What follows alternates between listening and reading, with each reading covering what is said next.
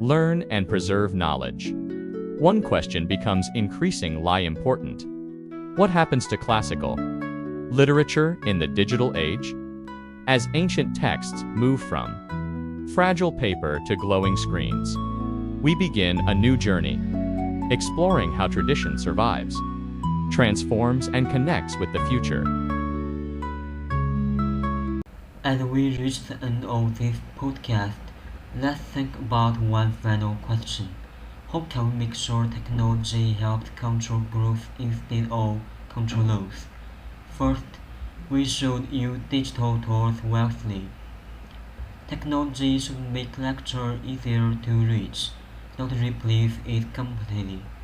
Second, teachers and students can create new ways to enjoy classical texts, such as podcasts, videos, or creative projects. This helps keep the stories alive. Finally, we must remember that humans are the most important part of culture. Technology is only a tool. People decide whether lecture will continue to be meaningful. In the end, classical lecture still matters. It teaches us who we are, where we come from, and how humans have taught across history. If we combine old knowledge with new technology, we can keep classical lecture alive in the digital age.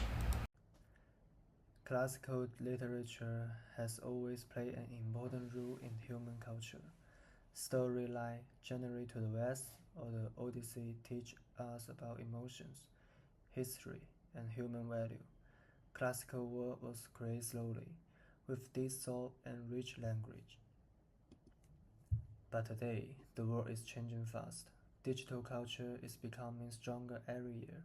People prefer short videos, fast information, online summaries, and AI-generated content. These new tools make literature easy to access. However, many readers no longer experience the full beauty of the original text. So we face a challenge. Can classical literature survive when people prefer fast and simple content? Or will digital tools help more people discover these old stories? This is the background for our discussion. Hello everyone and welcome to our podcast. Today our group will talk about a topic that many students and teachers are thinking about.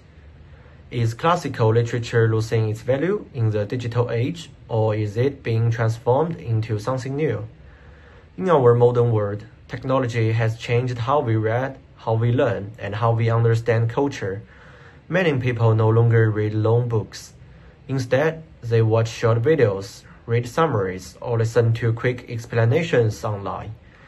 So the big question is, does technology help people get closer to literature, or does it make us forget the true meaning of classic works?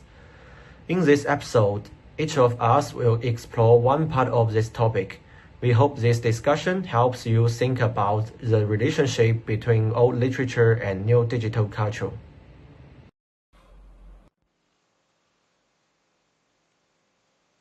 Hello everyone, today I will talk about whether modern technology weakens classical literature.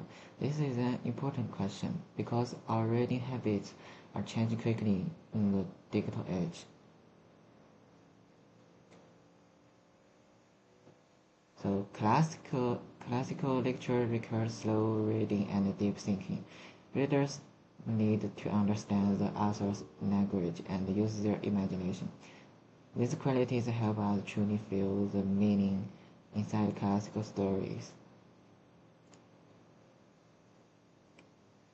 And digital culture encourages. But the digital culture encourages very different habits. People scroll quickly, focus for shorter times, and prefer simple summaries or visual shortcuts. This makes it harder to appreciate long and complex classic texts.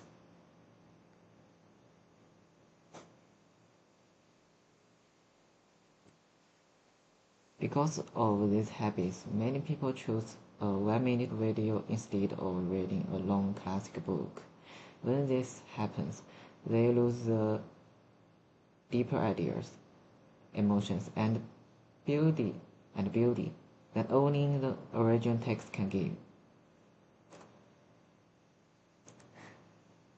So yes, technology can weaken classical lecture by changing how people read. However, this is only one part of the issue, and later we will also discuss the positive side of digital culture. Thank you. The second question is interesting. Does digital culture increase the distance between people and classical literature? Or does it create new forms of creativity? In some ways, digital culture creates distance. People may feel that classical texts are too long, too slow, or too difficult. They prefer fast entertainment. However, digital platforms also create new creative ways to enjoy literature, such as audiobooks, online discussion forums, animated summaries, interactive apps, and fan-made video and art. Many young people discover classical stories for the first time through these digital forms.